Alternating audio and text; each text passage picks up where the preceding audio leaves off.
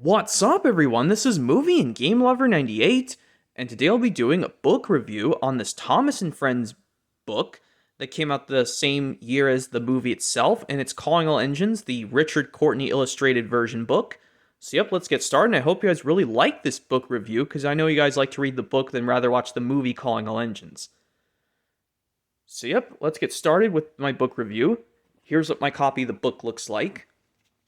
The history on Calling All Engines, well, the book, the illustrated version by Richard Courtney, it was released, the same year as the movie was released straight to VHS and DVD in 2005, to celebrate the 60th anniversary of Thomas and Friends. And it was always been like this up to the present day, and I know it can be found in some kind of box set. But yeah. Well, we don't know that. So, yep, let's look at my book copy. Here's what it looks like. Here's the front. It's like it's shown in the booklet of the special Calling All Engines. There's the Thomas Friends logo, Calling All Engines, which is the same logo as you see on the DVD, celebrating 60 years logo, and the airplane and the airport control tower, and a little hangar right there, and Thomas pulling a troublesome truck with a tarp on it, and there's Mavis right next to him. Anyway, let's open it up. There it is, the DVD itself. Bring it home on DVD, which is already out now. Here's Thomas and Percy, the first page. Yep, here's some illustrations. Like I said, I'm not going to read, I'm just going to look through the pages. As you can see right here, there's Donald or Douglas and Duck and Spencer, even though they were not in the movie, the actual movie, but they were going to originally be it, but they're just make cameos. There's the destinations. And here's those pages. And there's the picture of Thomas and Percy that was used on that right there. Yep, there's the engines of the sheds. Yep.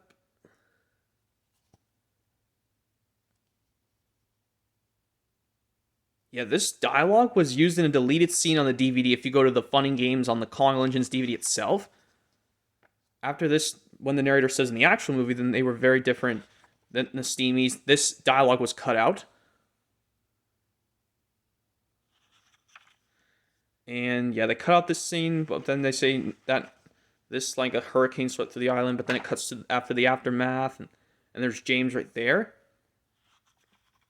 Yeah, it says right here, the Tidmouth and the other station, like I think that's Wellsworth, I think, were said they're next to be like next to the Peel Godred line, even though they're farther away from the Peel Godred line on the actual island of Sodor map. If you look at some pictures of the map, there's everything all damaged. And there's Sir Tom calling out this thing. He was very upset. There's Henry and Edward, and there's Diesel. Yep, and this next dialogue, after they does all of this, they cut out all this dialogue because they round out the actual movie to an hour, but they cut out to now where Thomas is to go pick up the paint, yada yada yada. And yes, they copied this exact same scene from the movie. But if you look right here with the engines fighting, how did they get the paint off of Thomas? But in the actual movie, the actual paint was still on him. And yeah, they only show one illustration of this dialogue the same way.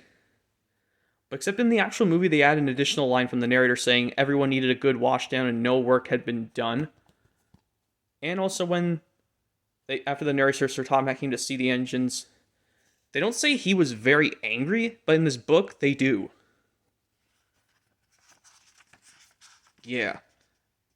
And and they don't mention they only mention the bridge isn't painted when he slams at all the engines you've caused confusion and delay. Well, in like this illustration right here, like look, this makes sense for Henry and Gordon to be in it. But come on, why are Thomas, Percy, and James... Well, okay, Thomas makes sense, because, he was the one who biffed one of the Diesels, and Henry pushed Diesel, and... Well, at least, like, in the actual movie, Gordon was supposed to be there, because, he pushed one of the Diesels earlier in the actual movie.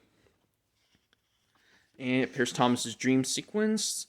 If you notice, like, Lady's thing, her side rods are not connected to her crosshead. I don't know why they are. But in the actual movie, I think they're properly organized. If you look right here, her Troublesome Truck has a face, but in this page with her and Rusty, it's gone. And I don't know why Rusty's on standard gauge track, and he's pulling standard gauge cars, even though in the actual movie, I liked when he brought his original season 4 model face. And in a half of season 5, they brought his original season, somewhat season 5, and his whole entirety season 4 face back, and he's pulling actual narrow gauge slate trucks. And yep, there's Thomas with Mavis. The same thing is on the cover, except he doesn't have a truck and the airport's not done. And if you look right here, when Thomas is telling all the engines to have the meeting at the clothing stop tomorrow, if you look right here, Emily's buffers are painted black instead of silver. I don't know why. And yep. But I like how in the actual movie, when Mavis goes to talk to Ari and Bert, they're both together. But I guess I just separate this because Richard Courtney had to separate these. Anyway, there's the engines at the cooling stop, except it's different than the actual movie. But at least Thomas got the meeting started, and like in the Leapster version, unlike the actual movie. And they're cleaning up the mess. There's Diesel 10. And if it looks right here, there's actual lines on the back of Thomas's coal bunker, but in the actual movie, it's not there. Like in that one scene I didn't like in Calling Legends, but oh well. And then there's Thomas with all the others. The airport's all done, and they're very excited. And there's Harold. And the last scene with Thomas and Percy excited to see the airplane, and yeah, that's the whole book. So anyways, yep, that's really going to be it, everyone, for the Thomas and Friends Calling All Engines book, Richard Courtney illustrated version, that review. Yep, hopefully you guys enjoyed this, and hopefully I went through all the goofs that I spotted in the book. So yep, if you enjoyed this book review of Thomas and Friends Calling All Engines, the Richard Courtney illustrated book, just make sure to give it a good thumbs up and to give it a good comment, because I'm sure you guys will like this, and hopefully stick around for more book reviews as well as other things coming soon to my YouTube channel. So yep, that's going to be it for this book review, everyone, on Thomas and Friends Calling All Engines book, the Richard Courtney illustrated version. Hopefully you guys enjoyed, and stick around for more videos coming soon. And take care, everyone. Yep, this is Movie and Game Lover 98 saying bye-bye for now, goodbye for now, and hopefully stick around for more book reviews and other home media product reviews coming soon to my YouTube channel as always. So yep, bye for now, everyone, and have a great day as always.